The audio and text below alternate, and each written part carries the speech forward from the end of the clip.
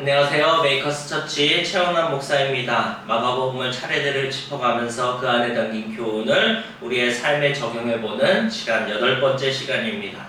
오늘 본문은 가버나움에서 사역을 마치신 주님이 그 다음의 행보를 정하는 그 과정을 담고 있습니다. 우리도 신앙인으로서 살아가려고 하는 이 삶의 길목에 자주 서게 되는데 그 갈림길에 섰을 때에 오늘의 말씀이 교훈이 되기를 바랍니다. 현대인들이 중요하게 생각하는 가치관이 있습니다. 바로 합리성과 효율성입니다. 합리적으로 판단해서 할 것과 하지 않을 것을 분별합니다. 효율적으로 일을 처리해서 낭비가 없게 하려고 합니다.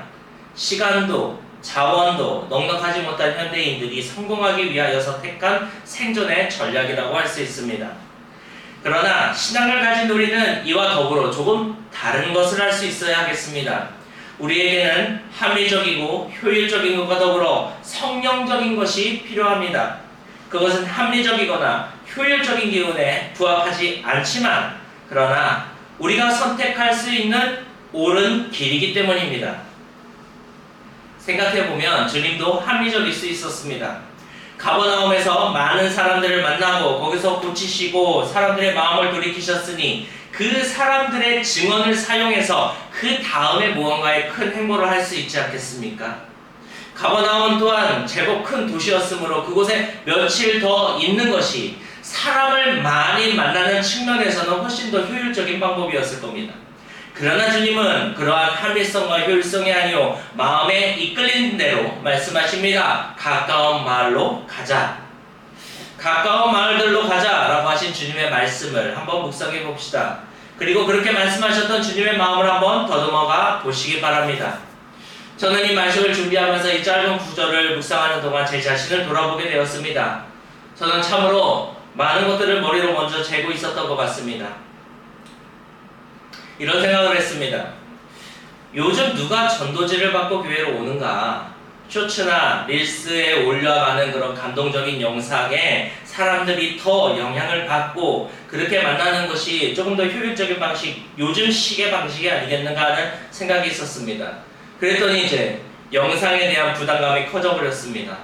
어떤 것이 사람의 마음을 얻는 것이고 어떤 주제가 사람의 빈자리를 터치하는 것이 될까 고민을 많이 했지만 어느 것 하나 정해지지 않았습니다.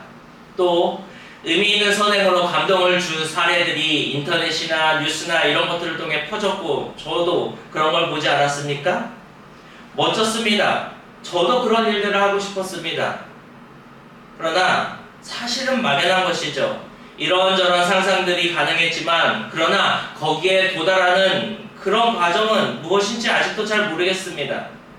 그래서 역시 계획들만 머릿속에 계속해서 솟구쳐 오를 뿐 어느 것 하나 실행해내지는 못했습니다. 어떤 방법이 효과적일까? 어떤 일들이 합리적인 선택일까? 하고 이런 것들을 생각하고 계획하고 고민하는 그런 모습은 오늘 본문 속 주님이 보여주신 모습이 아닙니다.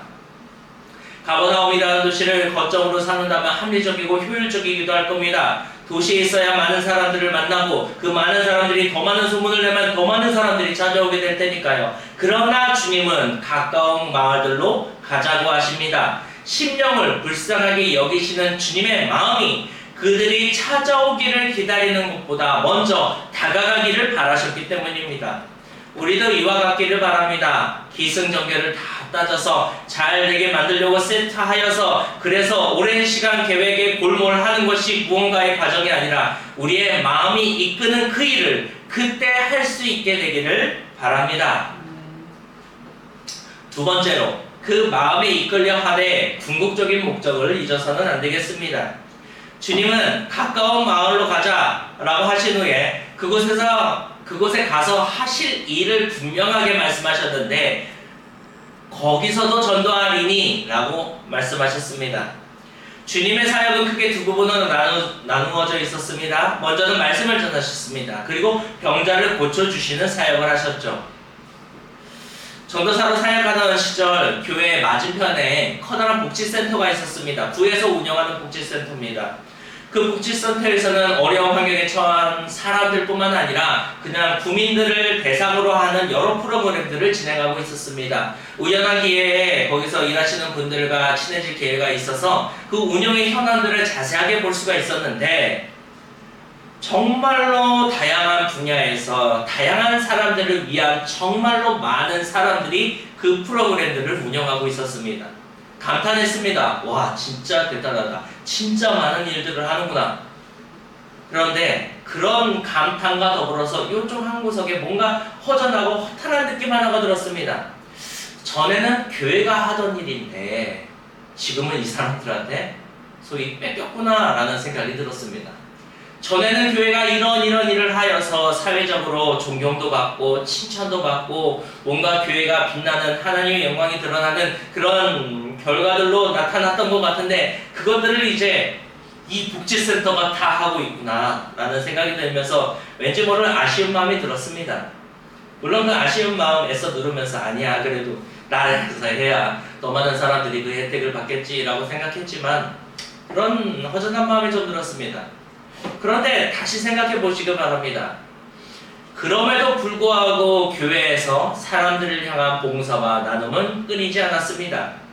그저 그 사람들의 필요를 채워줘야 돼, 없으니까 도와줘야만 해, 그런 필요에서 이끌리는 일이었다면 이제는 우리보다 훨씬 더 국가에서 많은 일을 할 테니까 됐네, 우린 다른 걸 하자 라고 할 수도 있었는데, 교회에서는 여전히 그러한 사람들에 대한 봉사와 나눔을 끊지 않고 있는 겁니다.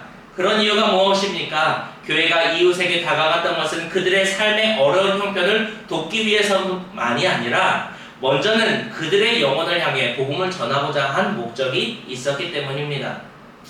주님은 사람들을 향한 마음을 품되 그들의 병든과 가난함, 귀신 들려 괴로운 처지를 향한 연민만을 품고 다가가실 것이 아닙니다. 그들은 또한 죄에 매여있기 때문에 죄에 매여있는 사람들에 대한 연민과 안타까운 마음을 가지셨습니다. 그렇기에 가까운 마을을 찾아다니며 그곳에 있는 사람들에게 복음을 전한 것입니다. 우리도 이러한 마음을 잊지 않기를 바랍니다. 누군가의 필요를 채워주고 그래서 그들에게 인정을 받고자 하는 것이 아닙니다. 먼저는 하나님을 알지 못하는, 그래서 스스로 죄에 물들어 있다는 것조차 알지 못하는 사람들을 향한 그 심령을 향한 연민과 안타까운 마음을 우리도 지닐 수 있어야 하겠습니다.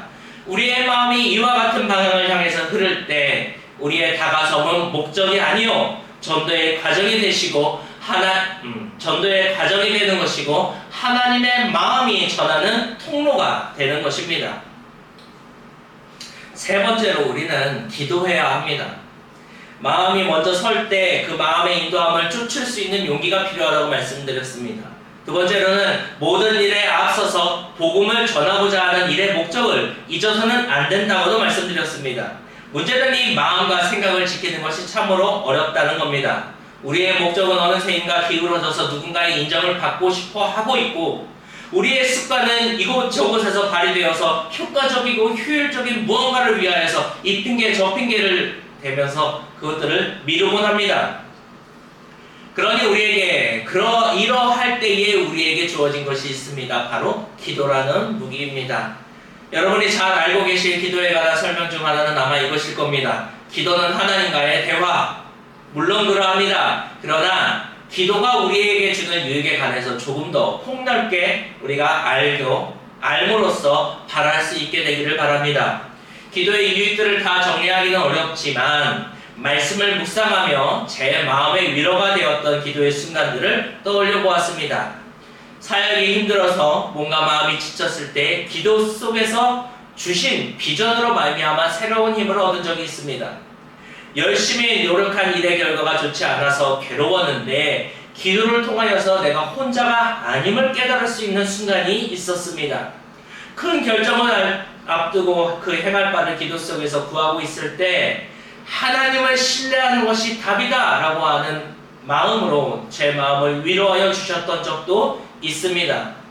우리는 삶으로부터 또 마음의 불안함으로부터 혼란을 느끼고 그것들을 경험하지만 기도를 통해서 하나님과 이루어질 때 우리의 혼란한 마음이 맑게 개이는 것을 경험할 수 있게 됩니다. 그러니 우리의 삶에 닥친 여러 도전 앞에서 기도의 자리로 나아가 기도하고 그 기도 속에서 주시는 비전과 위로로 새 힘을 얻어서 성령의 인도함을 받아 마음이 이끄는 대로 행할 수 있도록 또 복음을 전하기 위해서 발걸음을 옮길 수 있는 저와 여러분이 되기를 바랍니다. 말씀을 마무리합니다. 합리적인 판단, 효율적인 과정, 세상을 살아갈 수 있게 하는 유용한 도구입니다. 이것을 그냥 다 버리자는 것이 아닙니다. 그러나 그것을 가지고 살아가되 그러나 또 한편에서는 신앙인의 삶을 결정짓는 하나님의 인도하심을 구하고 그것이 비록 합리적이거나 효율적이지 않아 보인다 할지라도 옳기를 원하는 마음으로 그것을 붙들고 행할 수 있는 용기가 있기를 바랍니다. 거창한 계획과 효율성을 따지게 되면은 아무것도 시작하지 못하게 됩니다. 혹은 세상의 성과에 쫓겨서 세상의 기준에 맞춰서 좋은 모습을 보이기 위해서 그저 마음이 다급하기만 합니다. 이런 우리의 마음을 다스리기 위해서 새벽 미명에 한적한 곳을 찾으셨던 주님처럼 기도의 자리로 나아가서 기도합시다.